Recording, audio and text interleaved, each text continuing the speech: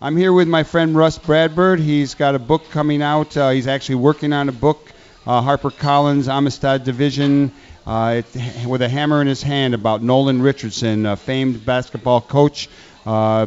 Left the job at Arkansas after he spoke out too much and the university fired him. Do you think that Nolan Richardson wants to coach in the collegiate world again, or has he ever thought about coaching in the pros, or is he targeted by too many people? Has he been too much of an outspoken kind of a civil rights catalyst kind of a guy? Well, I think that's part of the dilemma for him, is that when he was fired, he was 62 years old. And he got paid for 5 more years, but part of the buyout package that the university forced on him was that if he took another coaching job, they wouldn't continue paying him for the payments that they owed him for his 6 years remaining on his contract. And I think in a lot of ways, Michael, it was a trap, because he was happy to take Arkansas's money, which basically is Walmart and Tyson chicken money. He was happy to take. Repeat that. Arkansas's money. University of Arkansas is. Well, it's funded a great deal by Walmart and Tyson chicken, and so he was happy to take that money. But because he took that money, he couldn't take another job. And so I think it was in some ways a damaging thing for him to be paid so much, because it kept him from, well, now he's 67 years old. So I think I don't know if anyone will hire him, but he's nearly the same age as Bob Knight. And Bob Knight is probably the most famous basketball coach. But when Bob Knight started coaching in the 1960s, there wasn't a single black coach in America at a major college. And so to compare, it's interesting to compare Nolan Richardson's career with Knight's. The first black coach was actually at Illinois State, a man named Will Robinson, who died this year. But if you look at what Bob Knight has been through and the problems he's had, and he's able to get coaching jobs where Nolan Richardson is not. And I think there is a lot of truth to that. As much as we love Barack Obama, we love other African-American leaders that have been more outspoken that would have never had the opportunity. And I think it's taken those kinds of people like Nolan Richardson to speak out, to sort of kick down doors so that the next fella can walk through the doors. Do you think he will coach again? I don't. I think he's too old now. I think he's 67, and I think I think America is still in a lot of ways not ready for someone who is that vocal. But I think more than anything right now, his age works against him. How often do you talk to him while you're writing this book? Oh, I've been talking to him, every few days for the last couple of years. And he's always willing to talk, and the difficulty will be, it's a little bit like the movie Roger and Me, if you remember Roger and Me, where Michael Moore tries to go talk to the head of General Motors. Frank Broyles, the man who fired Nolan, who Nolan accuses of being a racist, will not speak to me. And so I've had to sort of work around that, but in a way it makes it a more interesting book, and I think his not speaking to me, of course, speaks volumes. Who have you talked to for this book? I know you had tried to talk to Bobby Rush while he was sick. That's Congressman Rush, former Black Panther here in Chicago. Did you ever get to talk to the president of the University of Arkansas? Oh yeah, the president, who was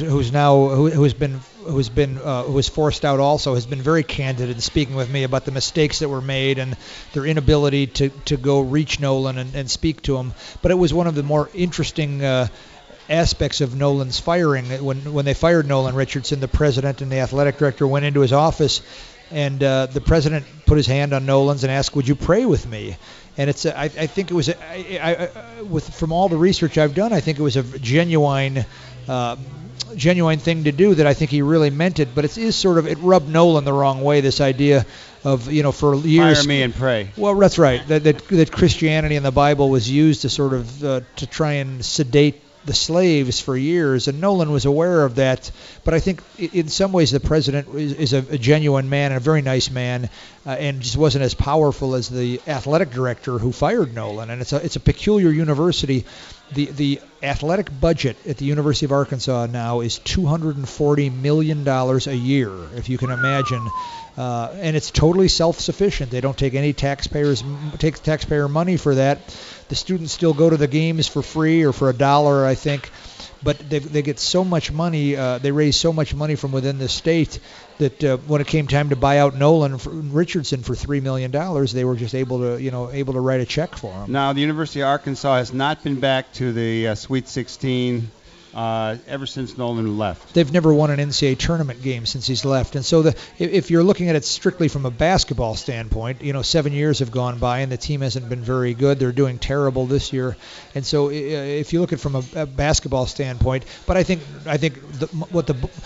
Mike, the book is probably 270 pages and there's 2 pages of basketball in it, and the rest is about his battles through society. Rus Bradburd, when is your book going to come out? The book is called The Hammer in His Hand. With a Hammer in His Hand. It's from Amistad HarperCollins, and the book will be out at the beginning of basketball season next year.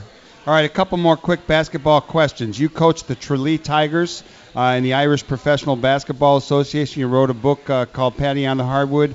I was honored to be there when you won the championship and to take a few photographs that are in the book. And how are the Tralee Tigers doing without you? Well, unfortunately, Mike, they're doing great without me. Well, aren't you glad about that? Because you didn't want to go back. Well, they're doing great without me. They're struggling a little this year, but now the economy has really hurt Irish professional basketball because it's such a low level of professional basketball. Most of the teams are surviving on $30,000 a year to fund the entire operation, if you can imagine. So it's been difficult for the Tralee Tigers. And real quickly, about 30 seconds, tell us about your plans for basketball in the Barrio this year down in El Paso. Well, how's it looking? It'll be our 15th year of basketball in the Barrio. We do it Father's Day weekend. Hopefully you can come out again.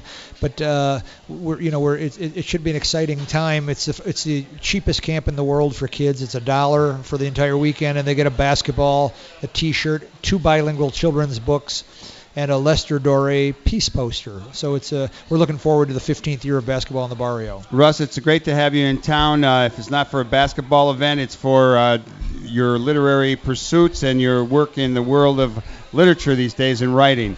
I want to thank everybody who helps make this show possible. My co-host Lisa Smith and Katie Hogan, our producer Laura Herman, on-site engineer Evan West, and we got a few other people, particularly Susan over at the station. And we encourage you all to do good in the world because the world needs all good that you do. Next week we have Tom Gohagan running for Congress and a few other guests. I'll be back next week. This is Michael James for everyone signing off. Over and out.